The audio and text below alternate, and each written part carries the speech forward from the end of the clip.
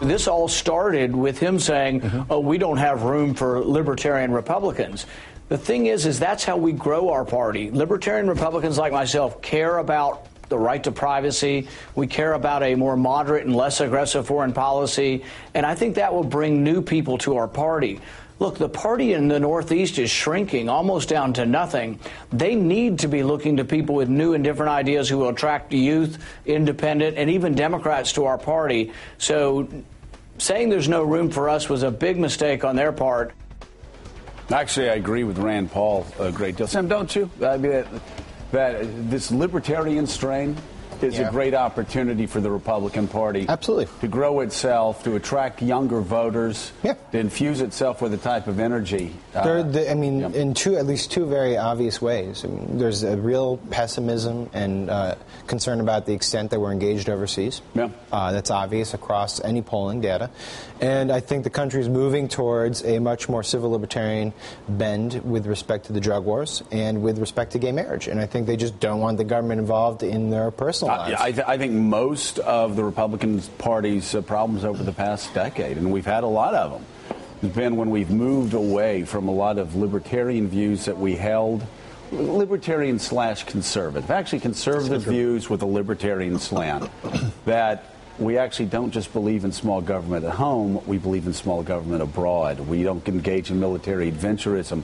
We worry more about people's pocketbooks than their bedrooms, and on and on and on and on.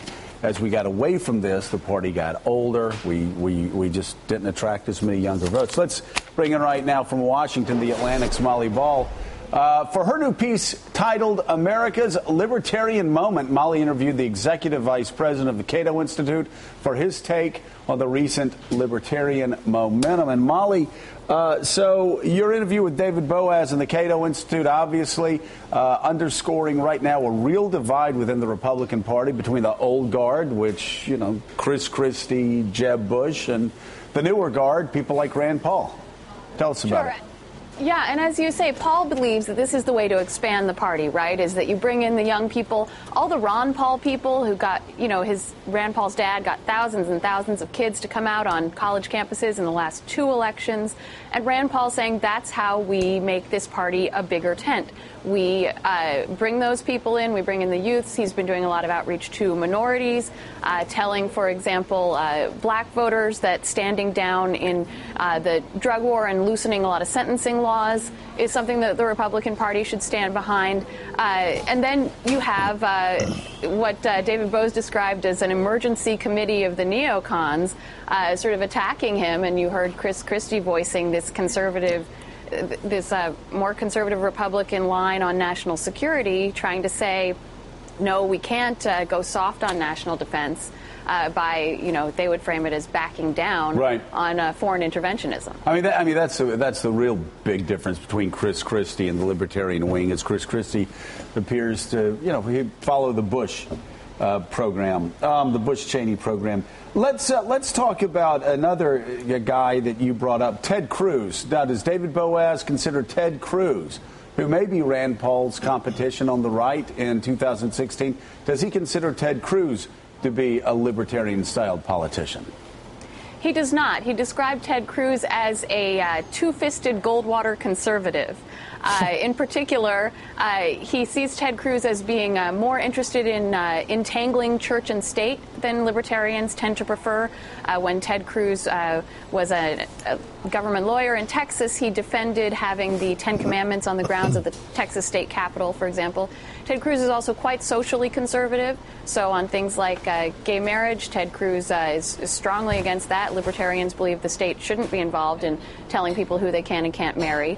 And Ted Cruz's views on foreign intervention are probably a little bit more in line with the traditional Republican line than libertarians would prefer. Al Hunt, let me bring you in here. It's fascinating what's happening within the Republican Party.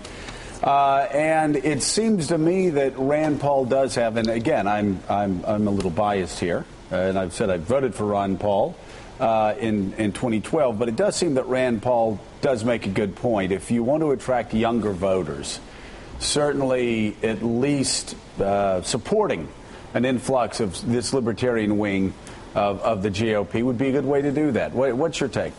Well, Joe, I think you're right, but also it causes great dilemmas, as I'm sure Molly can attest. Are you going to read out the evangelical part of the party that believes strongly against gay marriage, that thinks abortion should be a prime issue? What parties are about, successful parties are about building great coalitions. That's why Reagan was so successful, and that's why some Democrats have been successful in recent years. And I think that split is real, and I think how you are able to find common ground is something that has eluded Republicans so far on this issue. Hey, Molly, it's Sam Stein. Just a quick question. When I was researching your article, I did a Google for the Libertarian Moment. A 2008 Reason article came up. You put it in your piece as well that this has been something that people predicted before in the past.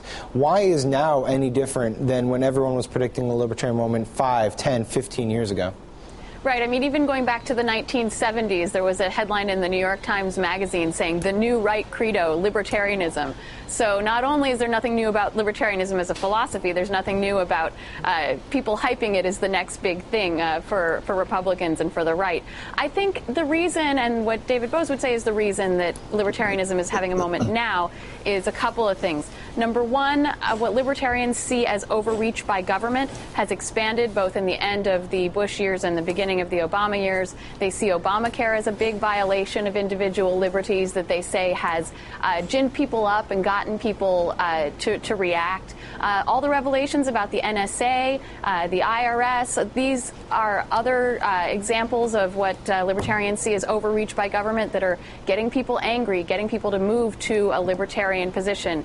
And then I think another thing is generational. As you said before, the younger people these days are very, very strongly in favor of gay marriage, in favor of marijuana legalization, in favor of this sort of live and let live tolerance, and that's a libertarian position as well. You keep talking like that, and Sam Stein may just jump parties. All right, Molly, thank you so much. We greatly appreciate it. Molly's piece is online at theatlantic.com. Al Hunt, thank you so much as well. And listen, I forgive you for your bitter and your angerness. Next time the Braves come to town, you guys may be able to take a couple from them. I doubt it. Yeah. Thanks a lot. Still at